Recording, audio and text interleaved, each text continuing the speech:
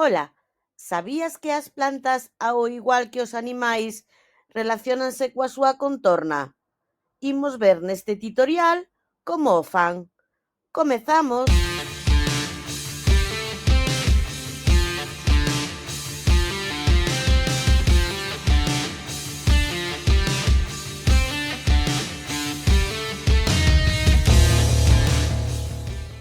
Sabías que as plantas, ao igual que os animais, tamén se relacionan coa contorna na que viven?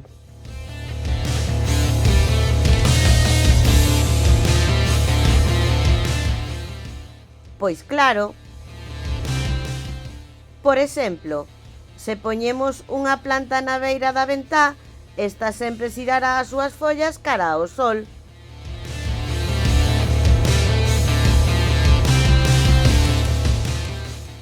As plantas reaccionan aos cambios no seu redor a través basicamente de dous movementos: nastias e tropismos.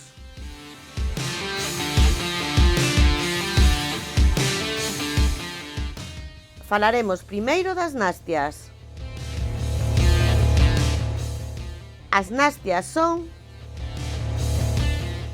movementos rápidos e reversibles cunha función diferente á do crecemento da planta.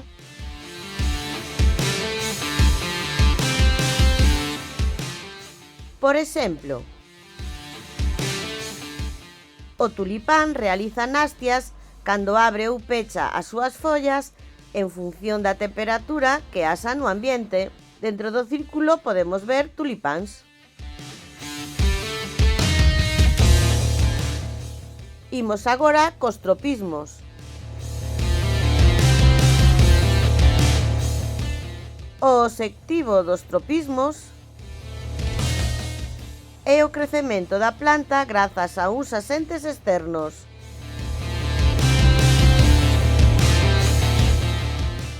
Estes axentes externos son, entre outros, a auga, a luz, a gravidade e a temperatura.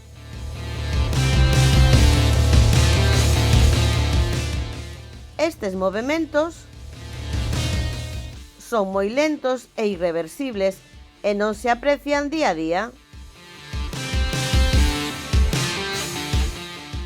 Por exemplo,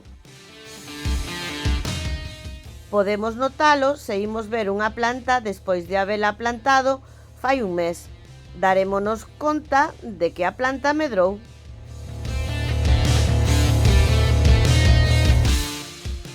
Un exemplo claro de tropismos é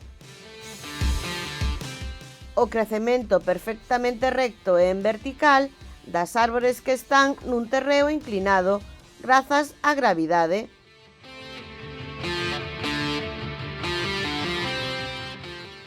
Ademais destes dous movementos, as plantas tamén se relacionan co lugar onde viven por varios motivos. O primeiro dos motivos é a temperatura.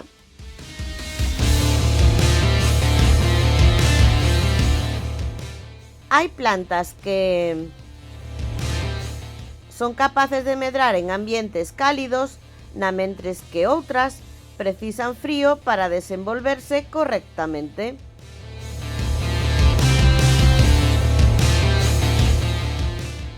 Exemplos son o carabel antártico en zonas frías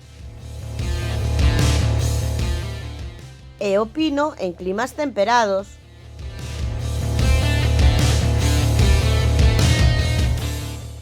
O segundo motivo de relación coa contorna é a humidade.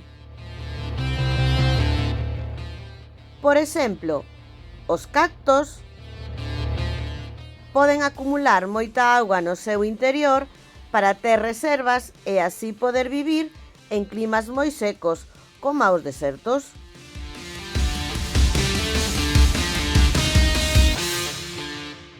Nembargantes, os musgos, deben estar en terreos sempre moi húmidos e poucos olleiros para poder desenvolverse correctamente.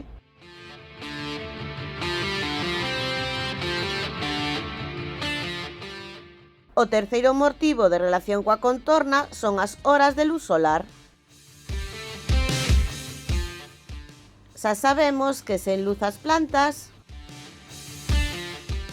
non realizan a fotosíntese e, polo tanto, sen ela non poderían autoalimentarse. Tendo en conta isto, nos lugares con poucas horas de luz solar hai pouca variedade de flora, soamente sobreviven un tipo concreto de plantas.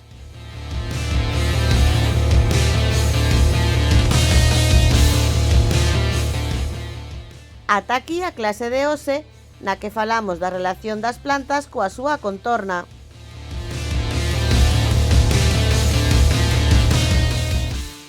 E agora tócache.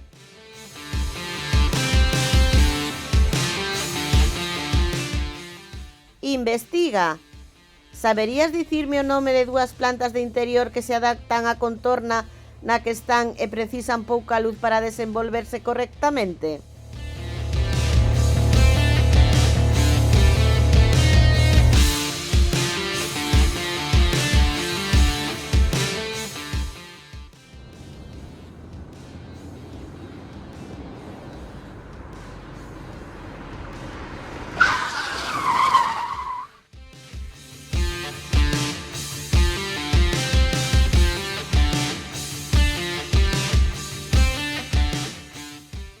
Solución. A continuación podes ver un listado de ata 6 plantas que precisan pouca luz solar para vivir, mais hai moitas máis. As bromelias, os potos,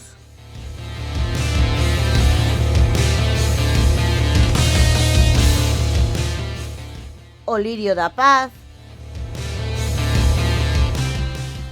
os fentos,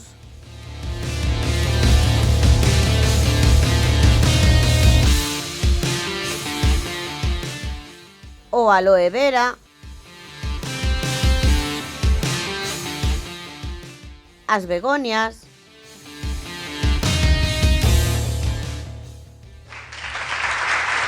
¡Genial!